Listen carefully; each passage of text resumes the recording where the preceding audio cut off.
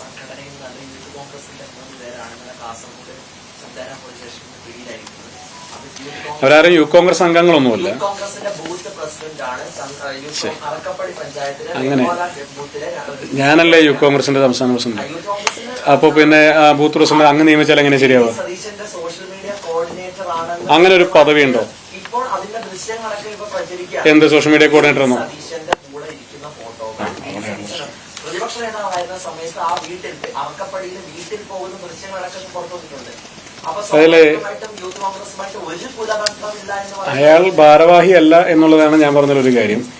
അങ്ങ് പറഞ്ഞു അത് പിന്നെ അദ്ദേഹത്തിന്റെ കൂടെയുള്ള ഫോട്ടോ ഉണ്ട്, അതുകൊണ്ട് അദ്ദേഹം സോഷ്യൽ മീഡിയയുടെ കോർഡിനേറ്ററാണ്.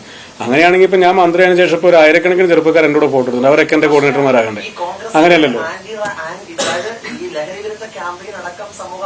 ആ ചെറുപ്പക്കാരനെ ഇപ്പൊ അറസ്റ്റ് ചെയ്താരാ?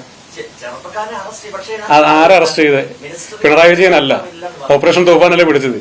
ആ സ്കീം തയ്യാറാക്കി ഇന്ന് സംസ്ഥാനത്തിനകത്ത് ലഹരിവേട്ട നടത്തുന്നത് കോൺഗ്രസ് ഗവൺമെന്റ് അല്ലേ? അപ്പൊ പിന്നെ അതിൽ കൂടുതൽ ആശങ്കപ്പെടുന്നത് എന്തിനാ? ഓപ്പറേഷൻ തൂഫാന്റെ ഭാഗമായിട്ട് വലിയ രീതിയിലുള്ള ക്യാമ്പയിൻ ഒരു ഭാഗത്ത് സംഘടിപ്പിക്കുമ്പോൾ തൊട്ടിപ്പുറത്ത് ഇത്തരത്തിൽ അങ്ങനെ ആളുകൾ തന്നെ വീണ്ടും നിങ്ങളെ സംഘടനയിലുള്ളവർ തന്നെ പ്രതികളാകുമ്പോൾ അതിനകത്തൊരു വൈരുദ്ധ്യമില്ല. അല്ല, അതിനകത്തൊരു വൈരുദ്ധ്യമല്ല, അതിനകത്തൊരു സത്യസന്ധത ഉണ്ടെന്നാണ് അങ്ങ് മനസ്സിലാക്കേണ്ടത്. ഒരു മാധ്യമം ആ വാർത്ത കൊടുത്തപ്പോൾ അതിപ്പോ മെറ്റയിൽ തെറ്റിദ്ധരിപ്പിച്ച് റിമൂവ് ചെയ്തിരിക്കുകയാണ് സർക്കാർ. ആ വാർത്ത യൂത്ത് കോൺഗ്രസിന്റെ നിങ്ങൾ കൊടുത്ത വാർത്ത എന്താ? യൂത്ത് കോൺഗ്രസ് പ്രവർത്തകർ അറസ്റ്റിൽ MDMA കാസർഗോഡ് ചന്ദേര പോലീസ്. അയാൾ യൂത്ത് കോൺഗ്രസ് പ്രവർത്തകനാണെന്ന് എന്ത് അടിസ്ഥാനത്തിലാണ് സ്ഥാപിച്ചത്? സോഷ്യൽ മീഡിയ കോർഡിനേറ്റർ അദ്ദേഹം തന്നെ എഴുതിയിട്ടുണ്ട്. അത് യൂത്ത് കോൺഗ്രസ് പ്രവർത്തനത്തിലുള്ള മെമ്പർഷിപ്പാണോ? അല്ലല്ല, അത് യൂത്ത് കോൺഗ്രസ് പ്രവർത്തനത്തിലുള്ള മെമ്പർഷിപ്പാണോ? 7 ലക്ഷം മെമ്പർഷിപ്പ് സംസ്ഥാനത്തിനകത്തുണ്ട്. ഈ 7 ലക്ഷം മെമ്പർഷിപ്പ് ഒക്കെ ഫേസ്ബുക്ക് നോക്കിയിട്ടാണോ വെരിഫൈ ചെയ്യുന്നത്? യൂത്ത് കോൺഗ്രസ് ഭാരവാഹിയല്ല. ഞാൻ രാവിലെ പറഞ്ഞാണ്, ഞാൻ അങ്ങേക്ക് വ്യക്തമാക്കി പറയാം. അങ്ങനെ ചോദ്യമല്ല, എന്റെ മറുപടി അല്ലേ? ഞാൻ വളരെ ക്ലിയർ ആയിട്ട് പറയാം. അദ്ദേഹം യൂത്ത് കോൺഗ്രസ് ഭാരവാഹിയാണെന്ന് അറിവ് എന്നെ സംബന്ധിച്ചില്ല. നിലവിൽ ബൂത്ത് കമ്മിറ്റി യൂത്ത് കോൺഗ്രസിനില്ല. അപ്പൊ അങ്ങ് പറഞ്ഞാൽ അദ്ദേഹം യൂത്ത് കോൺഗ്രസിന്റെ ബൂത്ത് പ്രസിഡന്റ് ആണ്. അങ്ങനെ ഒരു ഘടകമില്ല. അങ്ങനെ ഒരു ഘടകമില്ല.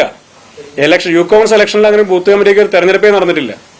ഞാനല്ലേ മത്സരിച്ച് വൈസ് പ്രസിഡന്റ് ആയ ആളുകൾ ഒരാളല്ലേ ഞാൻ. യൂത്ത് കോൺഗ്രസിന് അങ്ങ് ആരോപിച്ച പോലെ ഒരു ഘടകമില്ല. ഒന്ന്, അങ്ങനെ ഒരു ഘടകത്തിലേക്ക് ഇലക്ഷൻ നടന്നിട്ടില്ല. രണ്ടാമത്തെ കാര്യം, അയാൾ യൂത്ത് കോൺഗ്രസിന്റെ പ്രസിഡന്റ് ഭാരവാഹിയുമല്ല. ഇനി വളരെ ക്രിസ്റ്റൽ ക്ലിയർ ആയിട്ട് പറയാം, സംസ്ഥാനത്ത് ഓപ്പറേഷൻ തൂഫാന്റെ ഭാഗമായി മാത്രമല്ല, സംസ്ഥാനത്ത് ഇപ്പോൾ എക്സൈസ് വകുപ്പിന്റെ ഓപ്പറേഷൻ തണ്ടർ നടക്കുന്നുണ്ട്. ഈ പറയുന്ന ക്യാമ്പയിനൊക്കെ നടത്തുന്നത് സംസ്ഥാനത്തെ ലഹരി വ്യാപനത്തിന് ഒരു പിടിയിടാൻ വേണ്ടിയിട്ടാണ്. ലഹരി മരുന്ന് വ്യാപനത്തിന്റെ ഭാഗമായോ ഉപയോഗത്തിന്റെ ഭാഗമായോ ഒരു 7 അയലകത്തെങ്കിലും പോലും ഏതെങ്കിലും ഒരു യൂത്ത് കോൺഗ്രസ് പ്രവർത്തനയോ കോൺഗ്രസ് പ്രവർത്തനയോ സാന്നിധ്യം ഉണ്ടായാൽ അവരെ സംരക്ഷിക്കില്ല എന്ന് മാത്രമല്ല, അവർ സംഘടനയ്ക്കകത്ത് ഉണ്ടാകില്ല. സാന്നിധ്യം ഉണ്ടായാൽ കഴിഞ്ഞ ഗവൺമെന്റ് കാലത്തുണ്ടായിരുന്ന പോലെ അവരൊന്നും പ്രൊട്ടക്ട് ചെയ്യാൻ വേണ്ടി നടക്കുന്ന ഏർപ്പാടുണ്ടാവില്ല. ഡിവൈഎഫ്ഐ നേതാക്കന്മാർ സ്റ്റേഷനിലേക്ക് വിളിച്ച പോലെ ഞങ്ങൾ ഒരാളും സ്റ്റേഷനിലേക്ക് വിളിക്കില്ല. ഒരു 100 ഡിവൈഎഫ്ഐക്കാരെ മുമ്പ് പിടിച്ചു. അന്ന് പരിക്കുകയായിരുന്നു. അന്ന് അയാൾ ആരോപണം പറഞ്ഞില്ല, മാത്രമല്ല മിണ്ടിയിട്ടില്ല.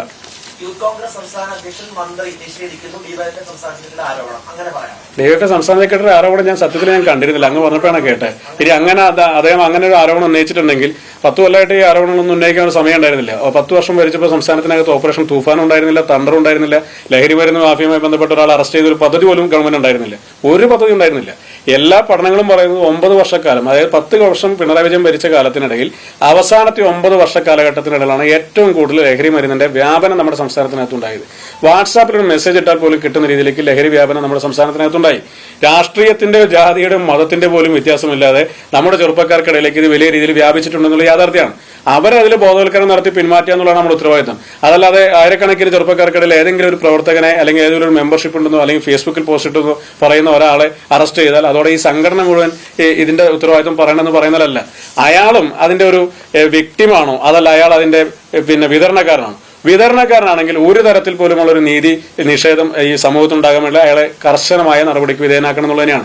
അതിനുവേണ്ടി അയാൾ യൂത്ത് കോൺഗ്രസ് പ്രവർത്തനം സ്ഥാപിച്ചുകൊണ്ട് നമുക്ക് എന്തെങ്കിലും കിട്ടാനുണ്ടോ? നിങ്ങൾക്ക് എന്തെങ്കിലും കിട്ടാനുണ്ടോ?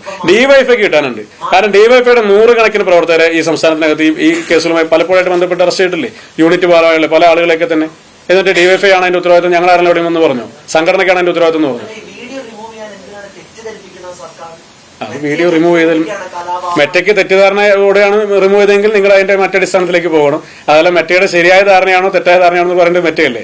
സംസ്ഥാന ഗവൺമെന്റ് മുഖ്യമന്ത്രിയുടെ ഒഫീഷ്യൽ സോഷ്യൽ മീഡിയ കോർഡിനേറ്ററാണ് അയാളെന്ന് പറയാൻ എന്ത് ആധികാരിക രേഖ നിങ്ങളുടെ അടുത്തുണ്ടായിരുന്നു? എന്ത് ആധികാരിക രേഖയുടെ അടിസ്ഥാനത്തിൽ പറഞ്ഞു? അയാൾ പറഞ്ഞതല്ലേ? അത് അയാൾ പറഞ്ഞതല്ലേ? സിഎമ്മിന്റെ ഒഫീഷ്യൽ സോഷ്യൽ മീഡിയ ടീമിലുണ്ടോ?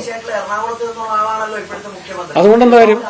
എറണാകുളം ജില്ലയിൽ മറ്റു നാട്ടുകാർക്ക് ആളുകളൊന്നും വേറെ ജീവിക്കുന്നൊന്നുമില്ലേ? അല്ല മിനിസ്റ്റർ, അപ്പൊ സർക്കാരിനെതിരെ വാർത്ത നൽകി സർക്കാരിനെതിരെ വാർത്ത നൽകിയാൽ സർക്കാരിനെ സംബന്ധിച്ച് ആ വാർത്തയോട് വലിയ നിഷേധാത്മക സമീപനമൊന്നുമില്ല. സർക്കാർ വളരെ കൃത്യമായിട്ട് മറുപടി പറയും.